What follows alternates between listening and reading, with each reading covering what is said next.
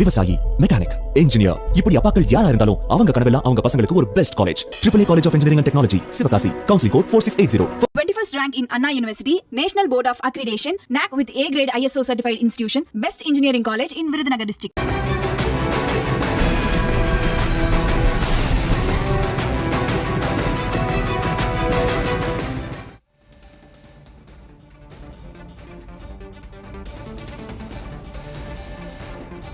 ஜம்முவில் முதலமைச்சர் உமர் அப்துல்லா ஆய்வு மேற்கொண்டிருக்கிறார். எல்லைப் பகுதிகளில் பாகிஸ்தான் தாக்குதல் நடத்திய நிலையில் ஜம்முவில் முதல்வர் உமர் அப்துல்லா ஆய்வு மேற்கொண்டிருக்கிறார்.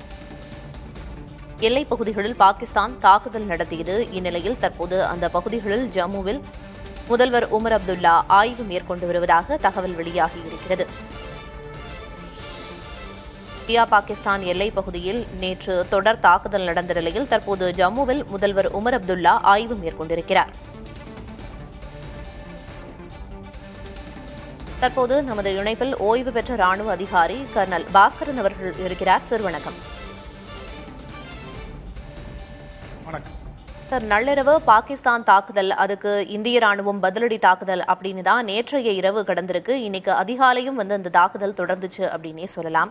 இந்தியாவை பொறுத்த வரைக்கும் நவீன போர் உத்திகள், ட்ரோன் தாக்குதல்கள் அப்படின்னு பல்வேறு விஷயங்கள் கையில் எடுக்கப்பட்டிருக்கு. உங்களோட பார்வை என்ன? இந்தியாவோட பதிலடி தாக்குதலை பொறுத்த மட்டில் இனி அடுத்தடுத்து பாகிஸ்தான் தாக்கும் அப்படிங்கிற பட்சத்துல பதிலடி கொடுக்கவும் இந்தியா தயார் நிலையில இருக்கு. அது குறித்த உங்களோட பார்வை என்னன்னு குறிப்பிடுங்க சார். வணக்கம். நல்ல கேள்வி. இது நிச்சயமாக நம்ம இந்திய ராணுவம் பதிலடி கொடுக்க தயாராகல, பதிலடி ஆல்ரெடி கொடுத்து கொண்டே தான் இருக்கிறது. நம்ம எல்லா தொலைக்காட்சிகளையும் நம்ம பார்த்து கொண்டு இருக்கிறோம். இதுக்கு நான் உங்களுக்கு சொல்றதுக்கு முன்னால ஒரு குரலா சொல்றேன். அந்த சிந்தூர் நம்ம ஃபர்ஸ்ட் அட்டாக் பண்ணும்போது ஏப்ரல் 22 நிகழ்ச்சி நடந்த பிறகு நம்ம ஒரு தீவிரவாத இயக்கத்தை எதிர்த்து தாக்குதல் நடத்தும் போது ஒன்லி அவங்களுடைய தீவிரவாதியினுடைய டார்கெட்டை நம்ம 9 இடத்தை நாங்க டார்கெட் பண்ணோம். மற்ற எந்த பப்ளிக் பிளேஸையோ மிலிட்டரி இதையோ நம்ம பண்ணாம இருந்தோம். இதை நம்ம கிளீனா நம்மளுடைய defence secretary Vikram Misri, colonel Sofiya Qureshi and wing commander Vinod Singh தெளிவாக சொன்னாங்க. நாங்க எங்களுக்கு பொதுமக்களுக்கோ பாகிஸ்தானுடைய ஆர்மிக்கோ இது கிடையாது, எங்களுக்கும் தீவிரவாதத்தை இயக்குதுன்னு சொல்லிட்டு கிளீன் அட்டாக் பண்ண. ஆனால் அவர்கள் தான் இப்பொழுது தவறு செய்து விட்டார்கள். அதாவது அவர்கள் டார்கெட் பண்ணது நம்ம மிலிட்டரியோ நம்ம இதுவோ பண்ணாமல் ஜம்மு, சாம்பா, ரஜோரி, பூச் என்ற இடத்துல சிவிலியனை, முக்கியமாக சீக்கியர் இருக்கிற இடத்துல அவர்கள் நேற்று தாக்குதல் நடத்திருக்கார். இது வன்மையாக கண்டிக்கத்தக்கது, மிகவும் கோழைத்தனமான செயல். ஏனென்றால் அவங்க பிரைம் மினிஸ்டர் என்ன சொல்ற, டிஃபென்ஸ் மினிஸ்டர் மிஸ்டர் கவாஸ் ஆசிப் என்ன சொல்றாரு, நாங்க யாரும் எந்த தீவிரவாதத்துக்கும் எந்த சப்போர்ட்டும் பண்ணல, நாங்க இருக்கணும். அதே இது உங்களுக்கு தெரியுமே, யாசவ் முக்லி என்ற தீவிரவாதி அன்னைக்கு தாக்குதல் இறந்துட்டாரு. அவருடைய இறந்த இறுதி சடங்குகளை எல்லா பாகிஸ்தானுடைய முக்கிய அதிகாரிகள் எல்லாம் கலந்துக்கிட்டாங்க. ஒரு பக்கம் அவர்கள் தீவிரவாதத்துக்கு ஆதரவு கொடுக்கிறார்கள், மறுபக்கம் உலகத்துக்கு என்ன சொல்றாங்க, நாங்க கொடுக்க போல. இது மாதிரி ஒரு முக்கியமான பொறுப்பில் இருக்கும் அந்த டிஃபென்ஸ் மினிஸ்டரே இப்படி தப்பான இதுக்கு போகும்போது அவங்க மேல் நம்ம நம்பிக்கையா இருக்க முடியாது. நாம் எந்த செயல் செய்தாலும் பாருங்க, நேற்று நம்ம நடந்த தாக்குதலை பத்தி இன்று பிரஸ் ரிப்போர்ட்ல கிளீனாக தெரிவிக்கப்படுகிறது. ஆனால் அவர்கள் இதுவரை அவங்க தாக்குனது ஒண்ணுமே சொல்ல. அன்பார்ச்சுனேட்லி அண்ட் ஃபார்ச்சுனேட்லி நம்மளுக்கு அவங்க சொல்றாங்கல்ல, எப்ப கேட்டாலும் ப்ரூஃப் இருக்கான்றது அருமையான ப்ரூஃப் கிடைத்து விட்டது. நேற்று நடந்த நிகழ்ச்சியில் அவங்களுடைய பைலட் நமது கையில் இப்பொழுது சிக்கி இருக்கிறார். இது நம்மளுக்கு ரொம்ப முக்கியமான ப்ரூஃப். இப்ப அவருடைய டிஃபென்ஸ் மினிஸ்டரோ அவருடைய பிரதமரோ சொல்ல முடியாது நாங்கள் இந்தியாவை தாக்கவில்லை என்று. ஆகையால் இனிமேல் அவர்கள் நாங்கள் தீவிரவாதத்துக்கோ இல்லை நாங்கள் தாக்கவில்லை என்று சொல்வதற்கு முடியாது. அதே நேரத்தில் நாம் இந்தியா மக்களுக்கும் நம்ம தமிழ்நாட்டு மக்கள் தெரிவிக்கிறேன், அருமையான அடி. நேற்று நீங்கள் எல்லாரும் தொலைபேசியில் பார்த்திருப்பீர்கள், நானும் பேசியிருக்கிறேன். அவங்களுடைய ட்ரோன்களை செயலிழக்க வைக்கிறார்கள். உள்ள வர்றதுக்கு முன்னாலே நம்ம அடிச்சிடறோம். நம்மகிட்ட இருக்க S-400 என்ற இது மூலம் நம்ம போக்ரான்றது ராஜஸ்தான்ல இருக்கு. அதை பத்தி நான் ஆர்மியினால ரொம்ப விளக்க விரும்பல. அதுல அவங்க அட்டாக் பண்ணதை ஈஸியாக முறியடிக்கப்பட்டு விட்டது. மேற்கொண்டு ஜம்மு, ரஜோரி, சாம்பா என்ற இலாக்காவில் ட்ரோன் ரொம்ப அனுப்புனாங்க. ஒரு ட்ரோன் கூட வந்து அட்டாக் பண்ணல. இருந்தாலும் அவர்களுக்கு இந்த ஏரியா பீர் பஞ்சால், ரஜோரி, பூச் அந்த சைடு வந்து நம்மளுடைய எல்லைக்கும் பக்கத்தில் இருக்கனால ஆர்ட்லரி ஸ்டீலிங்களை வச்சு தவறுதலாக நம்ம சிவிலியன் வீட்டில் இருக்காங்க. அதனுடைய இழப்புகள் எவ்வளவு என்று இன்னும் தெரியவில்லை.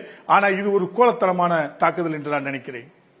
நீங்க குறிப்பிட்டீங்க முன்னாடி நேற்று பாகிஸ்தானை சேர்ந்த விமானி ராஜஸ்தான்ல விமானம் மூலமா தாக்குதல் நடத்தும் போது அந்த முயற்சியை முறியடிச்சு அவர் பிடிக்கப்பட்டிருக்காரு அப்படிங்கிற தகவல் இருக்கு. நீங்க சொன்ன மாதிரி இப்ப அந்த பிடிக்கப்பட்ட பாகிஸ்தானிய விமானியை வந்து எப்படி கையாள்வாங்க அப்படின்னு சொல்ல முடியுமா சார்?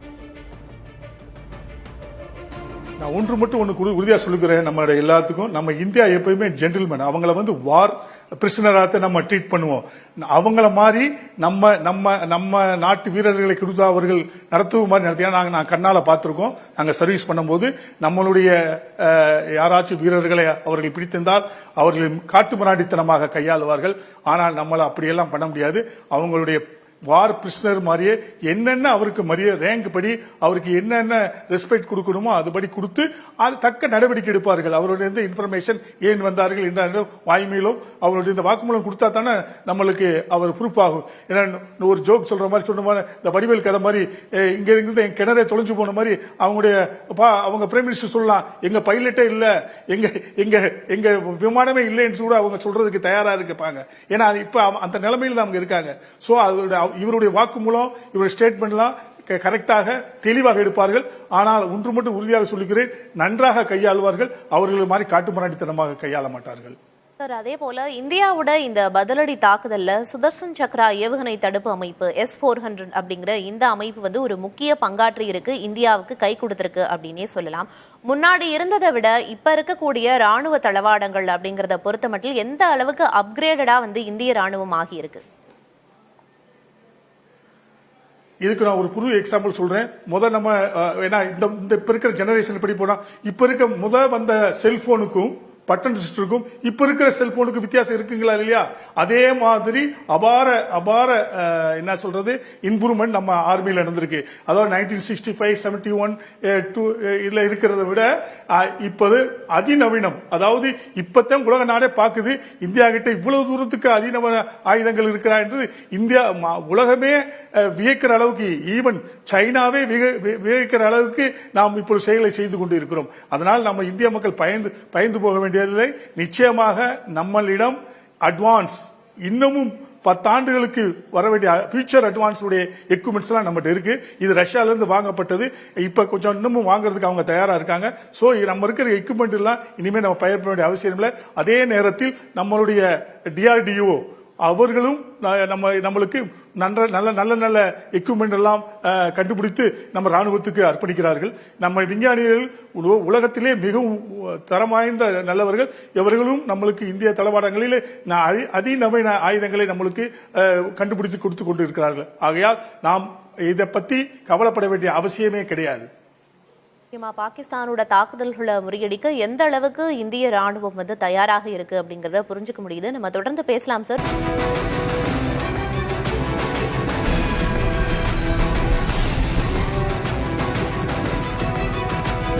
விவசாயி, மெக்கானிக், இன்ஜினியர், இப்படி அப்பாக்கள் யாரா இருந்தாலும் அவங்க கனவெல்லாம் அவங்க பசங்களுக்கு ஒரு best college. AAA college of engineering and technology, Sivakasi. Counselling code 4680.